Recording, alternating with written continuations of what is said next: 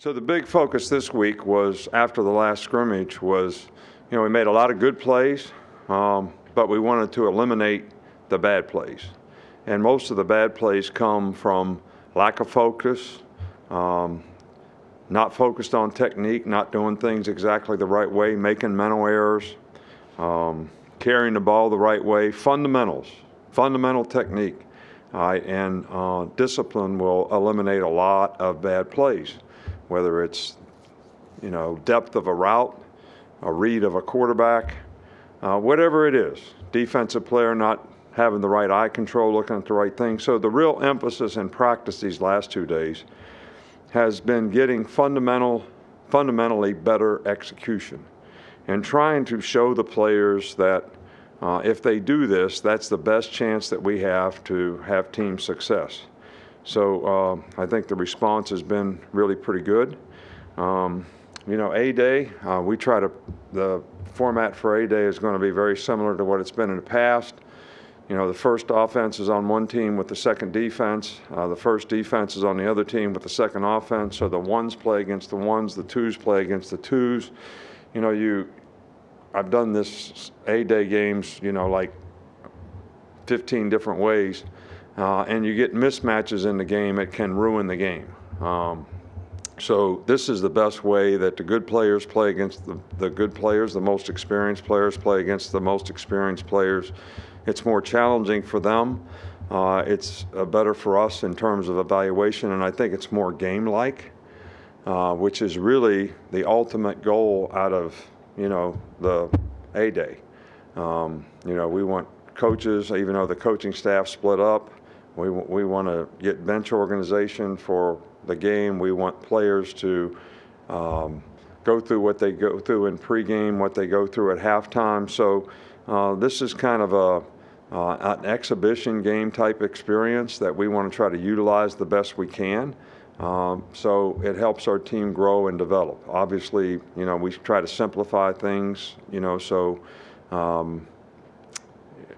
we're not really showing anything exotic to our opponents, but it's also a better way for us to be able to evaluate all the players, because hopefully the simplicity helps them know what to do so they can play fast and be physical and have fun. One of the things that I think really helped this program get off the ground is the first A-Day game that we had. We had over 90,000 people.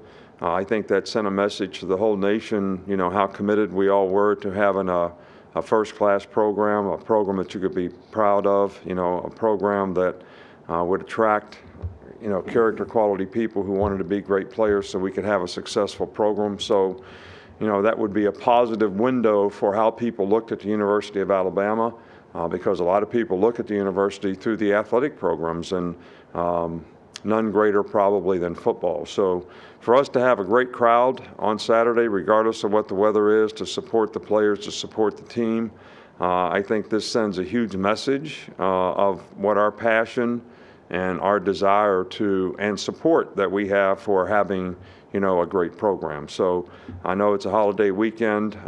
Sorry that the calendar worked out this way, but we certainly love having a great crowd there. The players really, really enjoy it. They love playing for you.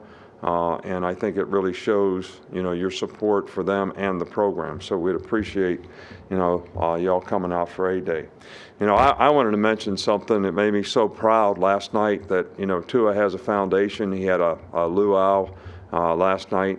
And donates money to Knicks Kids and Boys and Girls Clubs of West Alabama. And, it makes me so proud that we had a great player who won a national championship here, has had to overcome tremendous adversity to be a pro player, is a starter, but has great compassion for people and wants to give back to the community and all the people who supported him here. And I think that's really special for him and his family, and certainly made me very, very proud that he wants to do things to, help young people. So God bless him, and God bless his family for that. Start up here with Nick. Yeah, when you're looking for a new will linebacker, what are some of the things that you look for at that position in terms of how you guys pick someone? You saying Will linebacker. will linebacker? Does that mean inside linebacker to you or outside? Yeah, we're filling Christian's spot. Yeah, well, I think, the most important thing when you're playing inside linebacker is you got to be a really instinctive player, because, you're not a one-key player. You're seeing the guard pull, the backfield action, you're seeing a multiple of probably 4 or 5 things. So being able to respond and react to those things quickly and get in the right position relative to the run fit or, the pass defense or blitz that we're playing.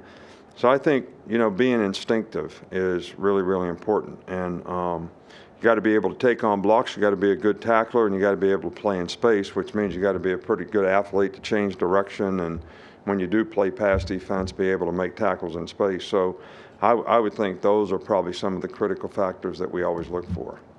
Go over to Michael. In general, what would you say the biggest benefit you've seen from having a staff of analysts, the interns? The biggest benefit is, I think, is for me, they make a tremendous contribution to the things that we're doing. It's good to have their energy, enthusiasm, and ideas. But for me, it's a great opportunity for me to evaluate what kind of people, how smart, what their knowledge is, and what kind of relationships they have with other people on the staff, how they present themselves, and when we talk about things from a football standpoint. And it helps me to know people out there that I may want to have on our staff someday. A great example is Mike Loxley, was here as an intern. Then I really liked him, made him receiver coach. Then after one more year, he was the offensive coordinator. Then after one more year, he's the head coach at Maryland. So I didn't know Mike Loxley, and I would have never hired him if it wasn't for that experience. So, it's a combination of things. I don't really think that, people think that they contribute to making big-time changes. I don't think they do. I just think they help us analyze the things that we're doing and make the things that we're doing better. Okay, we'll go to Charlie. Just for you, what does a successful, not only spring, but spring game look like?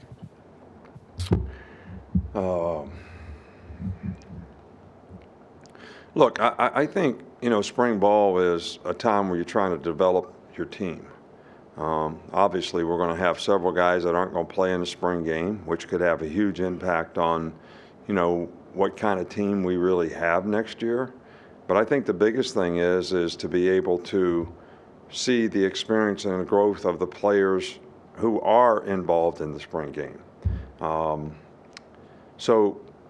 And to find out how many guys on our team can really play winning football, and also to be able to evaluate where guys are in a game-like situation. So it doesn't really matter. This is just a part of the process of what we're going through to develop our team. It may contribute to changes we feel like we have to make, whether it's schematically or personnel-wise.